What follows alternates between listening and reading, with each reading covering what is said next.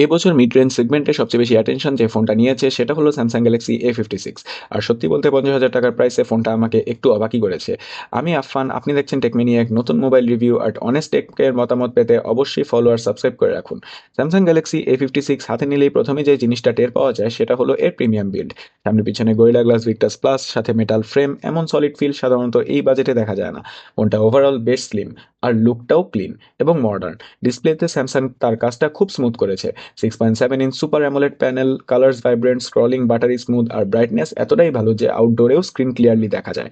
Video দেখা থেকে social media সবকিছুই খুব এনজয়েবল লাগে। পারফরমেন্সে আছে স্যামসাং এর নতুন Exynos platform.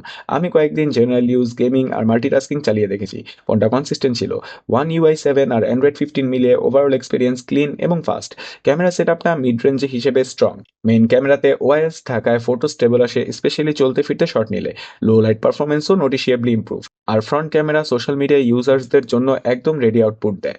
Battery backup comfortably একদিন টিকে যায়। 45 ওয়াট ফাস্ট চার্জিং রিয়েল লাইফে অনেকটাই টাইম সেভ করে। আর যেটা উল্লেখযোগ্য, স্যামসাং এখানে 6 বছরের ওএস এবং সিকিউরিটি আপডেট দিচ্ছে, যা এই প্রাইস রেঞ্জে একটা বড় প্লাস। সাথে আছে গ্যালাক্সি এআই ফিচার্স, যেগুলো ডেইলি ইউজে সত্যি কাজে লাগে। সব মিলিয়ে স্যামসাং গ্যালাক্সি A56 হচ্ছে এমন একটা মিড রেঞ্জ ফোন যেটা ডিজাইন, ডিসপ্লে, পারফরমেন্স আর আপডেটস এসব দিক থেকে খুব ব্যালেন্সড। আপনি যদি লং টার্ম ইউজেবল একটা ডিপেন্ডেবল ফোন চান, এটা ডেফিনেটলি কনসিডার করার মতো। স্যামসাং গ্যালাক্সি A56 নিয়ে আপনারা কি ভাবছেন কমেন্টে জানান। আর আরও অনেস্ট এবং straight to the point review পেতে টেকমেনিয়াক সাবস্ক্রাইব করে রাখুন। See you in the next video. Till then stay smart with টেকমেনিয়াক।